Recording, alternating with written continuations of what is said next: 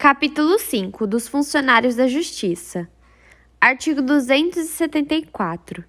As prescrições sobre suspeição dos juízes estendem-se aos serventuários e funcionários da Justiça no que lhes for aplicável. Artigo 283. Ninguém poderá ser preso senão em flagrante delito ou por ordem escrita e fundamentada da autoridade judiciária competente, em decorrência de prisão cautelar ou em virtude de condenação criminal transitada em julgado. Parágrafo 1º. As medidas cautelares previstas neste título não se aplicam à infração a que não for isolada, cumulativa ou alternativamente cominada pena privativa de liberdade. Parágrafo 2º. A prisão poderá ser efetuada em qualquer dia e a qualquer hora, respeitadas as restrições relativas à inviolabilidade do domicílio. Artigo 284. Não será permitido o emprego de força, salvo a indispensável no caso de resistência ou de tentativa de fuga do preso. Artigo 285. A autoridade que ordenar a prisão fará expedir o respectivo mandado. Parágrafo único. O mandado de prisão A. Será lavrado pelo escrivão e assinado pela autoridade. B. Designará a pessoa que tiver de ser presa por seu nome, alcunha ou sinais característicos. C. Mencionará a infração penal que motivar a prisão. D. Declarará o valor da fiança arbitrada quando afiançável a infração. E. Será dirigido a quem tiver qualidade para dar-lhe execução. Artigo 286. O mandado será passado em duplicata e o executor entregará ao preso, logo depois da prisão, um dos exemplares com declaração do dia, hora e lugar da diligência. Da entrega, deverá o preso passar recibo no outro exemplar. Se recusar, não souber ou não puder escrever, o fato será mencionado em declaração assinada por duas testemunhas. Artigo 287. Se a infração for inafiançável, a falta de exibição do mandado não obstará a prisão e o preso, em tal caso, será imediatamente apresentado ao juiz que tiver expedido o mandado para a realização de audiência de custódia. Artigo 288. Ninguém será recolhido à prisão sem que seja exibido o mandado ao respectivo diretor ou carcereiro, a quem será entregue cópia assinada pelo executor ou apresentada a guia expedida pela autoridade competente, devendo ser passado recibo da entrega do preso com declaração de dia e hora. Parágrafo único. O recibo poderá ser passado no próprio exemplar do mandado, se este for o documento exibido.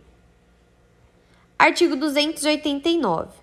Quando o acusado estiver no território nacional, fora da jurisdição do juiz processante, será deprecada a sua prisão, devendo constar da precatória o inteiro teor do mandado.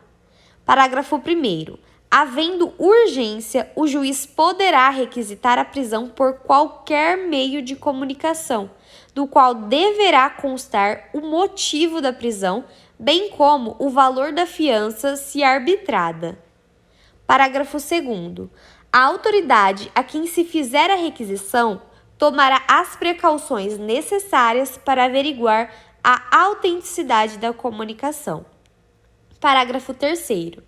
O juiz processante deverá providenciar a remoção do preso no prazo máximo de 30 dias contados da efetivação da medida.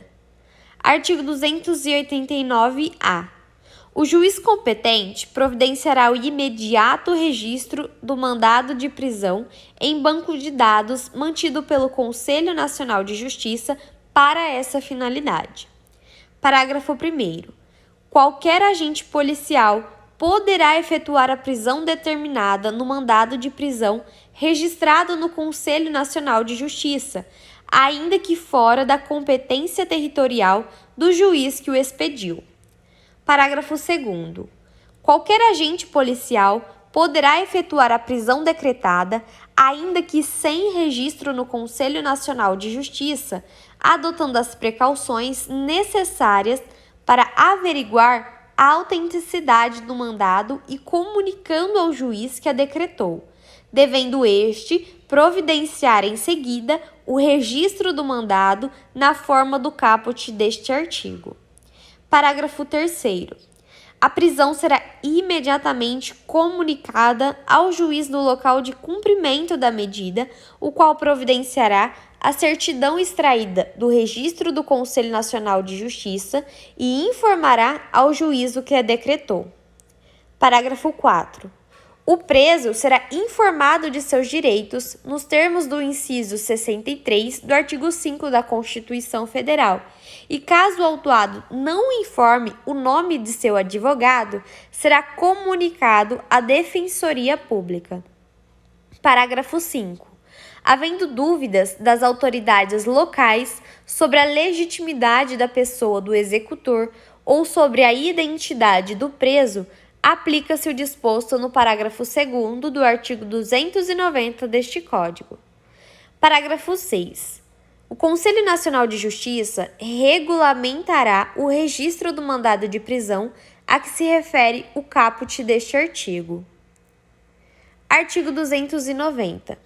Se o réu, sendo perseguido, passar ao território de outro município ou comarca, o executor poderá efetuar-lhe a prisão no lugar onde o alcançar, apresentando-o imediatamente à autoridade local que, depois de lavrado, se for o caso, o auto de flagrante providenciará para a remoção do preso.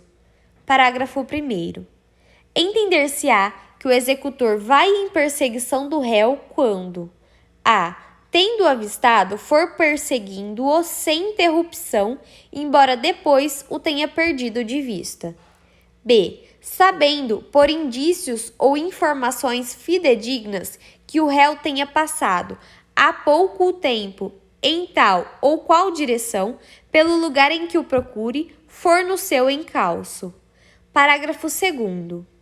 Quando as autoridades locais tiverem fundadas razões para duvidar da legitimidade da pessoa do executor ou da legalidade do mandado que apresentar, poderão pôr em custódia o réu até que fique esclarecida a dúvida. Artigo 291. A prisão em virtude de mandado entender-se-á feita desde que o executor, fazendo-se conhecer do réu, lhe apresente o mandado e o intime a acompanhá-lo. Artigo 292. Se houver, ainda que por parte de terceiros, resistência à prisão em flagrante ou a determinada por autoridade competente, o executor e as pessoas que o auxiliarem poderão usar dos meios necessários para defender-se ou para vencer a resistência, do que tudo se lavrará auto subscrito também por duas testemunhas. Parágrafo único. É vedado o uso de algemas em mulheres grávidas durante os atos médicos hospitalares preparatórios para a realização do parto e durante o trabalho de parto, bem como em mulheres durante o período de puerpério imediato. Artigo 293. Se o executor do mandado verificar com segurança que o réu entrou ou se encontra em alguma casa, o morador será intimado a entregá-lo à vista da ordem de prisão. Se não for obedecido imediatamente, o executor convocará duas testemunhas e, sendo dia, entrará à força na casa, arrombando as portas, se preciso. Sendo noite, o executor, depois da intimação ao morador, se não for atendido, fará guardar todas as saídas, tornando a casa incomunicável e, logo que amanheça, arrombará as portas e efetuará a prisão. Parágrafo único. O morador que se recusar a entregar o réu oculto em sua casa será levado à presença da autoridade para que se proceda contra ele como for de direito. Artigo 294. No caso de prisão em flagrante, observar-se-á o disposto no artigo anterior no que for aplicável. Artigo 295. Serão recolhidos a quartéis ou a prisão especial à disposição da autoridade competente quando sujeitos à prisão antes de condenação definitiva: 1. Os ministros de Estado. 2. Os governadores ou interventores de estados ou territórios, o prefeito do Distrito Federal, seus respectivos secretários, os prefeitos municipais, os vereadores e os chefes de polícia. 3. Os membros do Parlamento Nacional, do Conselho de Economia Nacional e das Assembleias Legislativas dos Estados. 4. Os cidadãos inscritos no livro de mérito. 5. Os oficiais das Forças Armadas e os militares dos estados, do Distrito Federal e dos territórios. 6. Os magistrados. 7. Os diplomados por qualquer das faculdades superiores da República. 8. Os ministros de confissão religiosa. 9. Os ministros do Tribunal de Contas. 10. Os cidadãos que já tiverem exercido efetivamente a função de jurado, salvo quando excluídos da lista por motivo de incapacidade para o exercício daquela função. 11. Os delegados de polícia e os guardas civis dos estados e territórios, ativos e inativos. Parágrafo 1º. A prisão especial prevista neste Código ou em outras leis consiste exclusivamente no recolhimento em local distinto da prisão comum. Parágrafo 2º. Não havendo estabelecimento específico para o preso especial, este será recolhido em cela distinta do mesmo estabelecimento. Parágrafo 3º. A cela especial poderá consistir em alojamento coletivo, atendidos os requisitos de salubridade do ambiente pela concorrência dos fatores de aeração, insolação e condicionamento térmico adequados à existência humana. Parágrafo 4. O preso especial não será transportado juntamente com o preso comum. Parágrafo 5. Os demais direitos e deveres do preso especial serão os mesmos do preso comum. Artigo 296.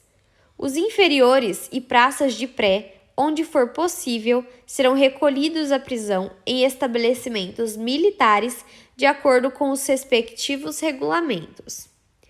Artigo 297.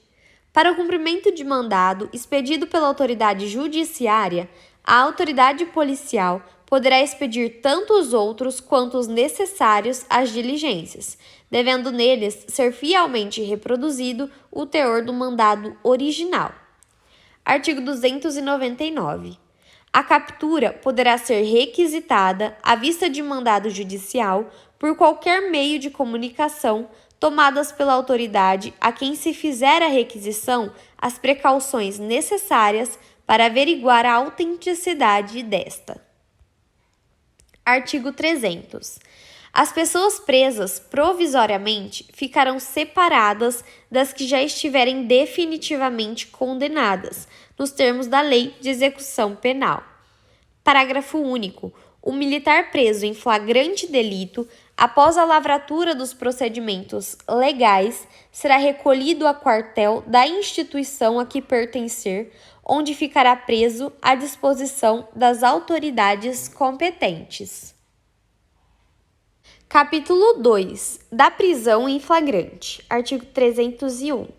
Qualquer do povo poderá, e as autoridades policiais e seus agentes deverão, prender quem quer que seja encontrado em flagrante delito. Artigo 302. Considera-se em flagrante delito quem: 1. Está cometendo a infração penal. 2. Acaba de cometê-la. 3. É perseguido logo após pela autoridade, pelo ofendido ou por qualquer pessoa em situação que faça presumir ser autor da infração. 4. é encontrado logo depois com instrumentos, armas, objetos ou papéis que façam presumir ser ele autor da infração. Artigo 303. Nas infrações permanentes, entende-se o agente em flagrante delito enquanto não cessar a permanência.